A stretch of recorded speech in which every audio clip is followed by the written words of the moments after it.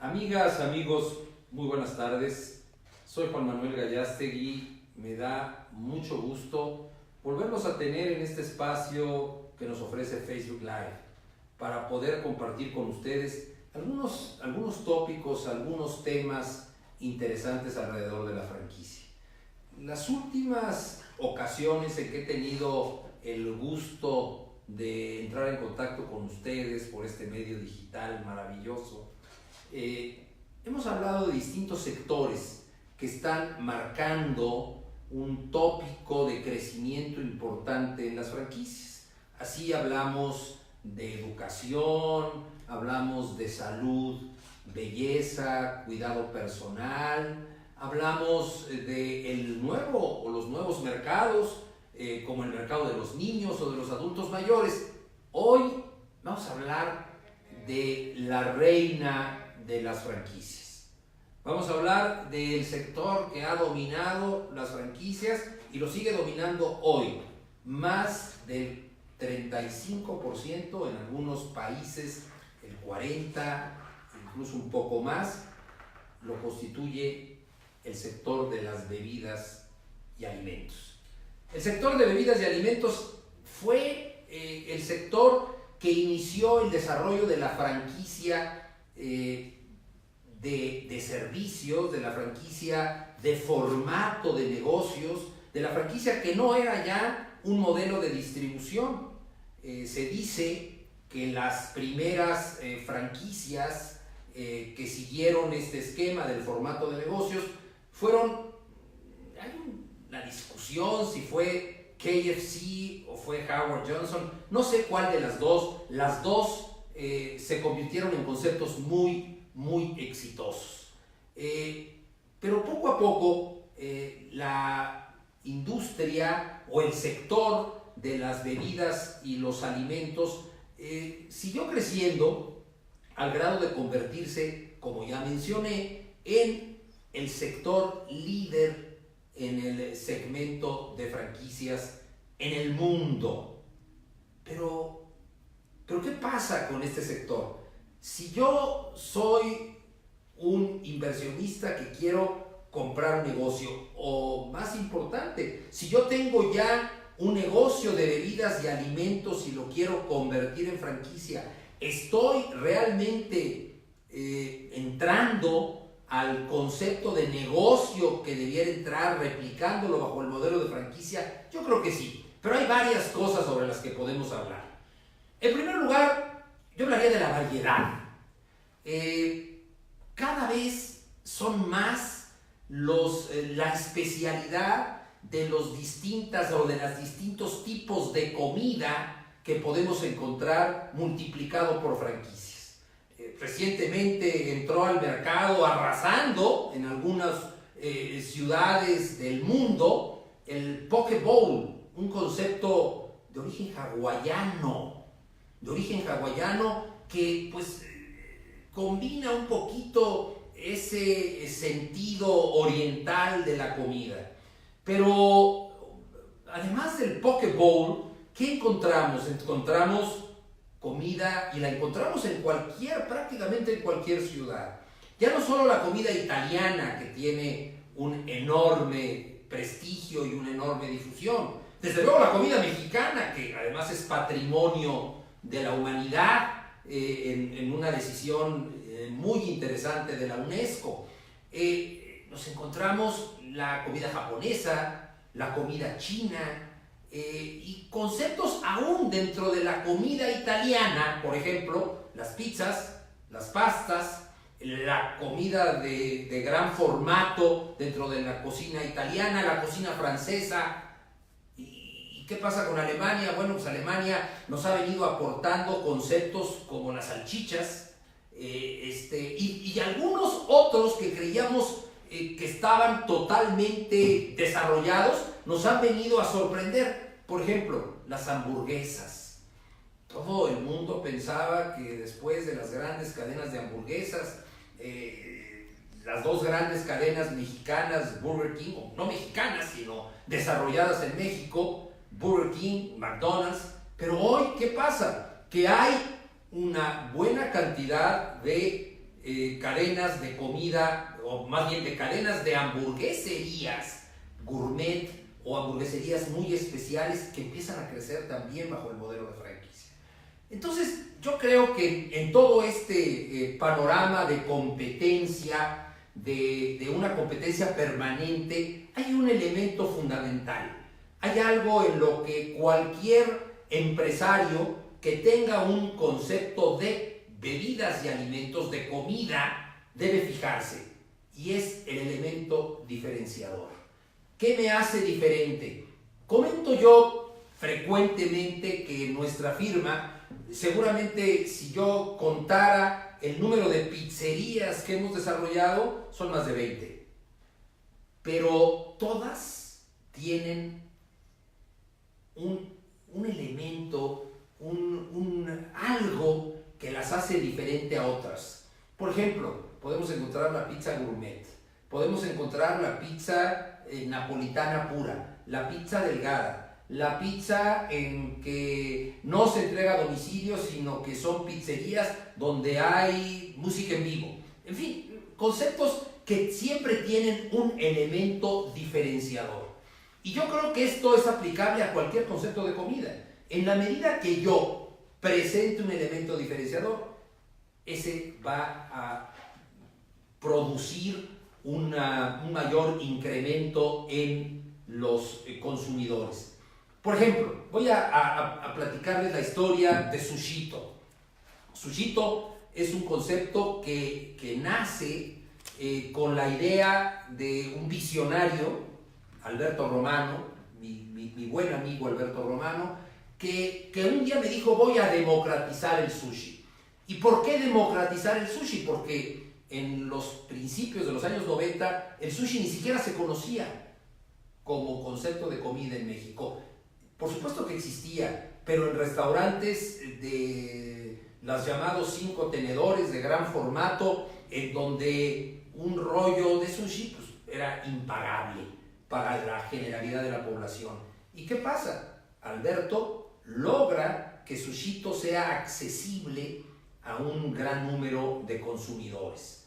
¿Y qué pasa con Sushito con el tiempo? Se va poco a poco adecuando al gusto del consumidor, permitiendo que el propio consumidor le pidiera al sushero, el que elaboraba el sushi, los ingredientes que debía agregar a su rollo. Y logra generar un gusto por ese tipo de comida en México, al grado de que hoy prácticamente en cualquier ciudad del país encontramos un negocio de sushi. Desde luego, Sushito creció de manera importantísima para llegar a más de 150 tiendas, de tener una expansión internacional, de ser una empresa importantísima, pero muy importante. Empezó con una unidad que atendía apenas a 12 clientes, no 12 mesas, 12 clientes. Y sin embargo, hoy es un enorme consorcio empresarial. Y yo creo que eso se puede lograr con cualquier concepto de comida. El punto es encontrar cuál es el concepto de comida que puede aceptar mi mercado, el mercado al que pretendo atacar, y cuál va a ser mi elemento diferenciador. Y lo mismo diría yo que es aplicable a la bebida. Y yo creo que para hablar de bebidas podemos distinguir entre café, té o de plano un bar. Y yo el bar lo manejaría aparte. Yo creo que el bar implicará una serie de elementos, ya no diferenciadores, sino de ambientación, que hagan atractivo para el consumidor el poder consumir en esos lugares. ¿Qué pasa con el té y el café? Aquí hay algo que vale la pena mencionar y lo he dicho siempre. Hoy, si existe una enorme cantidad de cafeterías en México, de alguna manera tiene que ver con el efecto Starbucks. ¿Qué es eso del efecto Starbucks? En el momento en que Starbucks empieza a crecer en México, empiezan a multiplicarse otros conceptos de café. Lo he mencionado algunas otras veces. Hace 30 años Si tú o yo queríamos tomarnos un café, teníamos dos opciones, Pips o Starbucks. O algunas cafeterías pequeñas, tradicionales, básicamente en el centro de las ciudades. Hoy, simplemente en nuestra firma hemos desarrollado más de 15 conceptos de cafeterías diferentes en todo el país. ¿Y qué pasa con las cafeterías? Lo mismo que mencioné cuando hablé de las pizzerías. Todas tienen un elemento que las hace diferentes. Si tú has estado en un Cielito Querido, si has estado en un Punta del Cielo, entenderás que son conceptos diferentes a los Starbucks. ¿Y qué viene ahora? Viene la revolución del té, que parecía que empezaba cuando llegó a México Té Habana y de alguna manera lo logró, aunque llegó a segmentos o a niveles de consumo muy altos, era muy caro. Hoy tenemos conceptos como Saborea Té y Café, que aglutina los dos elementos, café y té. Y en el caso del té, te ofrece más de 80 variedades de té. Entonces, ese fue su elemento diferenciador. No solo te doy café, te doy té. Y te ofrezco 80 variedades de té. Y entonces, atiende a una diferencia en el consumidor. Y esto hace que en el concepto de bebidas y alimentos las cosas funcionen diferente. Yo me acuerdo, y seguramente muchos de quienes con quienes estoy platicando a través de este medio, se acordarán de algo que era muy común. Cuando yo estaba en la universidad, créanme, no mucho, todos teníamos la idea de algún día tener una taquería. ¿Por qué una taquería? Porque las taquerías eran en ese momento el negocio que crecía, que se consolidaba, el negocio de moda.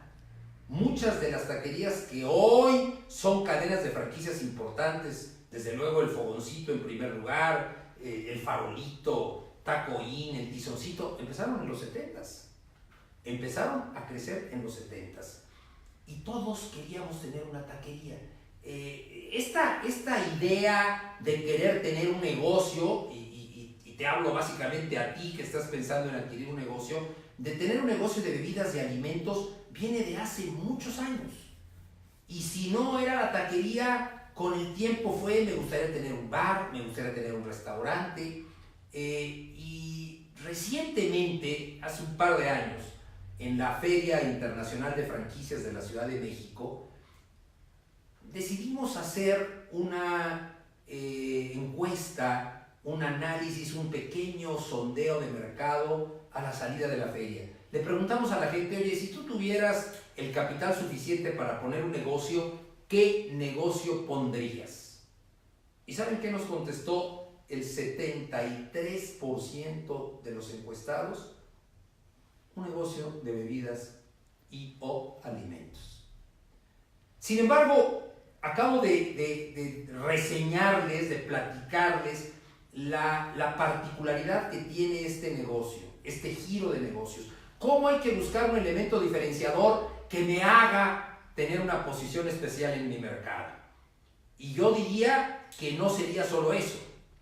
Yo agregaría al que hay que tener muy claro que un negocio de bebidas y alimentos es un negocio de alguna manera esclavizante, un negocio en el que hay que estar ahí de manera permanente, sin descuidar un solo aspecto: calidad, inventarios, servicio al cliente, desde luego el no caer en problemas que hagan que caigamos en problemas o en riesgos de orden sanitario por no atender bien estos conceptos. Entonces, ¿cómo podemos resumir lo que hemos platicado hoy? El concepto de bebidas y alimentos estoy seguro que seguirá siendo un concepto líder en el segmento, en el sector de las franquicias. El segmento o el sector de bebidas y alimentos tendrá que encontrar en sus distintos aspectos un elemento diferenciador para lograr el éxito en los mercados, y requerirá de mucha atención por parte de quien lo atienda. Me dio mucho gusto platicar con ustedes nuevamente y platicar de este sector importante, bebidas y alimentos.